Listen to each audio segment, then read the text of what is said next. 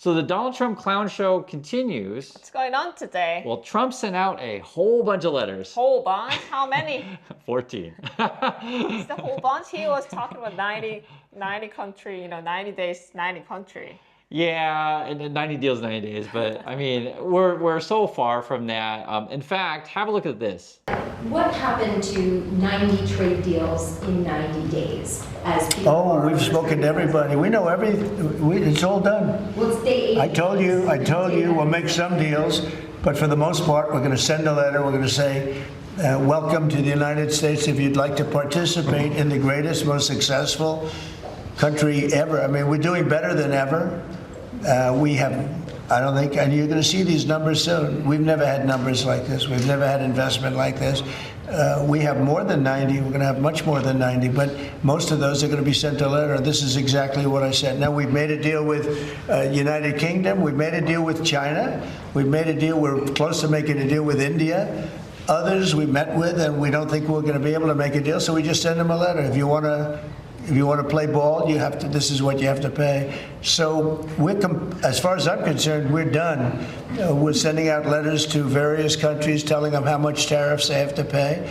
Some will maybe adjust a little bit, depending if they have a cause. We're not going to be unfair about it. And actually, it's a small fraction compared to what we should be getting. We could be asking for much more, but for the sake of relationships that we've had with a lot of really good countries, we're doing the way I do it.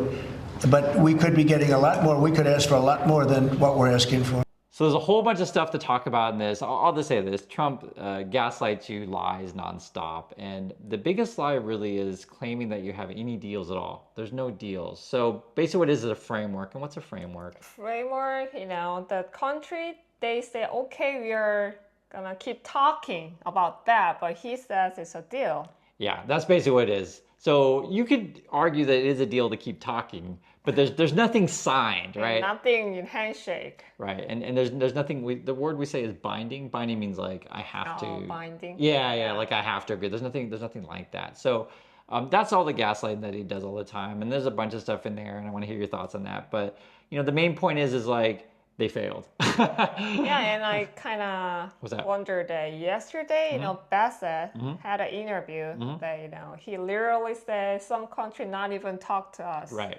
But he says, we talk to every country. That's a lie. What happened to 90 trade deals in 90 days? We've spoken to everybody. We know everything. It's all done.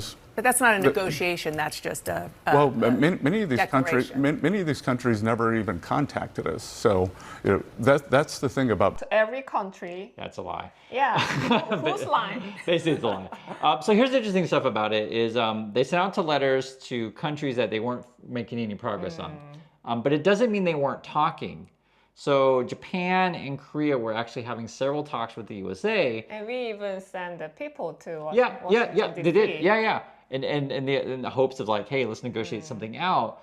But the Trump people just felt like, well, why do these people like want to negotiate at all? Just do what we say. And he doesn't want to negotiate. He just wants us to say yes. Yeah, which is pretty ludicrous, really. He's just threatening, right? He's not really negotiating. And you can't do business with someone like that.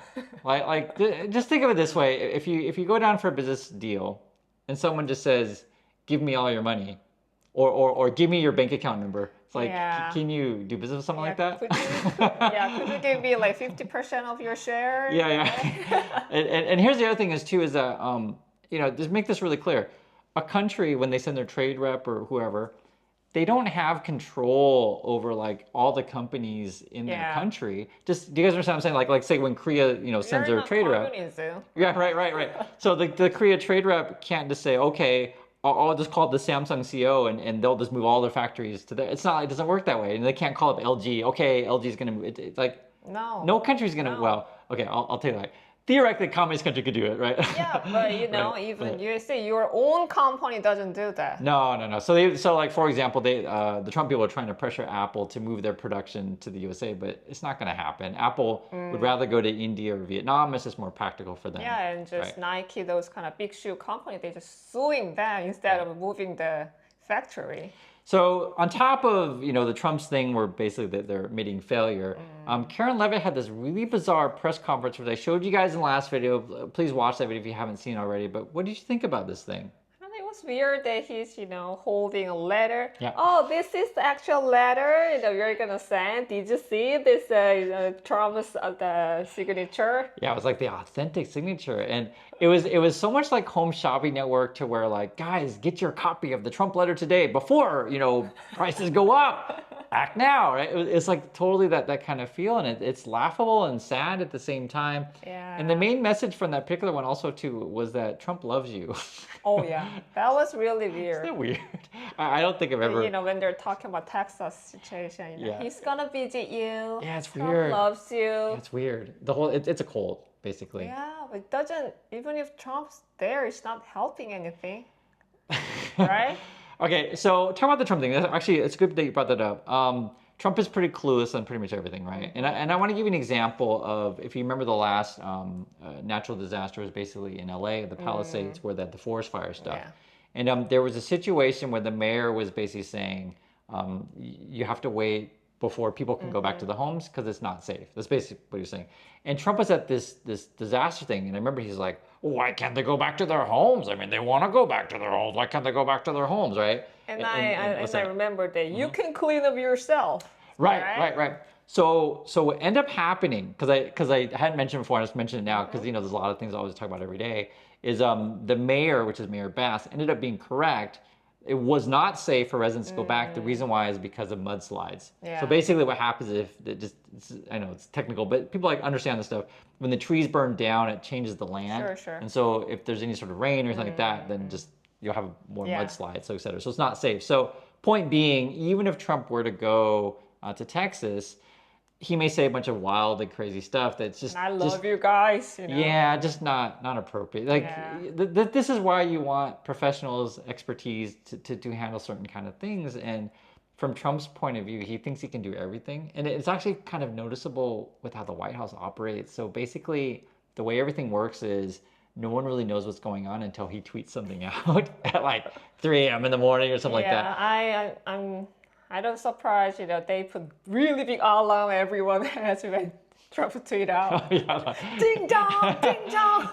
It might be like that. It might be like that. Actually, the kind of funny thing is too, speaking of alarms, people keep asking me when are we going to bring out the gong for Basent. Do you know what a gong is? So gong, we used to have the show in USA. It was called the Gong Show. What is gong? Gong would be like a big like a drum kind of thing, like a Chinese drum where they go dong, and then like the king walks in, or dong, you can leave now, like like those big announcement things. So the joke in the USA, they used to have the show called the Gong Show, and the show would be it's kind of like America's Got Talent kind of show. Yeah. And basically, when they gong you, then you get escorted off stage. So the question is going to be like, when is the big gong going to come out, and like you'll start pulling Trump people off stage because I think he keeps throwing people under the bus. Meaning that, just for example, let's say you have to go out and you give a TV interview, right? And you say, Trump's the mastermind, blah, blah, blah. He just negotiated a deal with X, or you give out a number of like 50%. And then while you're on TV, Trump could tweet out something of like, the deal's canceled, I hate that other country and stuff like that. And you're on TV with the old playbook, and now you look like a moron because you're not in the loop. Like, have you ever worked for something like that constantly changes their mind? It's a small company, we were, team leader could do that, but small companies will do that. Yeah, small companies will do that. Even, big company CEO, when I worked at the, fashion company, we have a like seasonal concept, right? So before like 2 weeks, 3 weeks, CEO, I don't like this concept, let's change that, it's not easy to, sometimes, but this company. Yeah, but nobody likes that. Of course, but you guys talking about USA. Yeah, so and for you guys who have jobs, you'll know what we're talking about is like basically your boss comes in, has a meeting with everyone in the conference room and says, okay, this is our plan A, right? And then, you go back to your desk and you work on that for like a week or whatever, and you're kind of halfway done, and then suddenly you get an email, it's like, okay, that's all canceled. That's all canceled. So that's sort of how the USA is right now. And it's not like it's not only just the White House, it's the whole country, like companies, and then also it's the whole world. And so it's actually really interesting. I've been reading like several countries have sort of, what's the right word to say it, been paying attention to the American news because one of the big ones is we don't even know what Trump is, well, I'll just say this, what Trump is doing is illegal. So whether or not the court agrees with me, we'll find out. It's probably going to go to the Supreme Court because the basic idea is that normally how you would do any of this stuff is sure, you would negotiate something, but then it's got to go through Congress, these kind of things. Trump's trying to act like this is some big emergency, and he has to like do these deals himself kind of stuff. And, honestly, all he wants is just Instagram photos and he wants a drama. So that was actually the reporting today. I saw it on MSNBC. They were saying the headline was, "This is all fake." And Trump just wants to keep the drama going. Oh. Yeah. What do you think? What do you think about that? Yeah, that's why he's involving the war, Yeah, sure. Well, I mean, it's real in the sense of that, you are, spending money, you are costing people's lives, like literally. But for him, like the deadline stuff, he'll move it again just to keep the drama going. And I wonder, I was just thinking about this. I wonder, like, does it come to the point to where you just ignore the guy? Because he moved. Because in the Korean news, how did they portray it? This whole trade thing. We keep talking, move the deadline. Yeah, basically. yeah. It was different than say if you watch Fox News, they'll just talk about, oh, it's a victory. We sent out letters, it's a total victory, like that kind of stuff. But no, in say Korean news or Japan news, because those are a couple of the big countries on the list, they just portrayed it as like taco. Trump always chickens out, and they move the deadline. We just keep talking. Yeah. So if you're curious, some of the stuff that they are negotiating on, a lot of it is autos, which is a big one, right? So what to do with auto tariffs. Whether or not other countries will take American food, that's always on there. He's also trying to get Korea and Japan to invest in shipbuilding, which is another one. But one of the big caveats or things that's not really mentioned by Trump, and I don't think he'd ever talk about because it's kind of like, what's the right word to say it? It's we'll say it's the unspoken thing that we all know is there is the bond market. So Japan buys a lot of U.S. debt. UK does, China does, Korea probably does too. I don't know if we're like Korea's like a big buyer. Yeah. But I know Japan definitely is there. And at any moment, Japan could start dumping U.S. bonds, U.S. debt. And so what that would do is most likely raise borrowing costs in the USA because no one wants to buy U.S. debt if you all know everyone's going to dump it. So if you guys don't understand this stuff, it just basically means that if the USA wants to borrow money and you don't need to borrow a lot, you're just like, well, you're going to have to pay me a premium for that, like higher interest essentially is what it ends up being. So that basically screws everyone in the USA, deeper further frank. And so it's weird that Trump is like after Japan. So the way to think about it is like attacking your bank or your creditor, and then also asking for an extension on your loan. It's not a great strategy. And so this is sort of where we are with this thing. Will he send out more letters? And if he does, the best way to think about it, because he may announce more, is that any letter that they send out means that they've given up on negotiations. They don't feel there's any progress, or the better way to say it is they don't feel like the other country will bow down to them. The way to think it. And they're just going to send a letter and give up, and we'll go to the August 1st deadline. It may get moved again. May. Yeah, and we'll be in this weird thing. And then there's another thing I want to mention with the money situation. So Trump keeps acting like we're all going to get rich from tariffs, but who pays the tariff? You, customer. Yeah, so you're definitely not going to get rich from it. And then they also act like another one, which is big. If they raise tariffs really high, then suddenly the U.S. government, Trump will get tons of money. But why would that necessarily? So for example, let's say they raise the tariffs to 400% on, cars or whatever, right? Are you going to buy a car at 400% tariff? Of course not. Yeah, so there comes a point. If I already have even if old car, I'm just going to repair. Or buy a used car or whatever. Buy a used car. So the point being is there's only so much you can raise tariffs when, and basically people just don't do business anymore. The orders stop coming in. And so that's a big flaw in the Trump logic of like, I can raise tariffs to anything I want. And another big one as well is that there are certain things that the USA gets from other countries, be it Japan, be it Korea, that aren't made in the USA and can't be made in the USA very quickly, right? And so it really just shuts down a lot of stuff. So he's basically screwing up the whole global trade system. And sort of where I see the world going is trading blocks, meaning that you'll have this party over here and these groups will trade, and this part over but here. But now it's more like only USA, and this whole other group is all friends. That's how it's looking. And you mentioned a point. We were talking about this yesterday, where like when someone resists a bully, like how does that work? Think about someone bully you, right. only you, or you feel like, oh, do I have to say whatever he says, something like that? But you talk to your neighbor, but you got bullied too?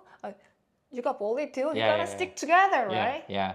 And it's funny because when you mentioned the bully thing, the first thing I thought of, do you remember that movie It with the clown?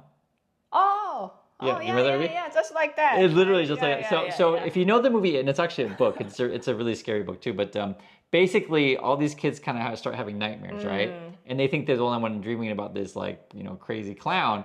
And then they realize like everyone in the neighborhood has like the same crazy clown nightmare. And then the kids band together and try to figure it out. So that's essentially what it is with Trump.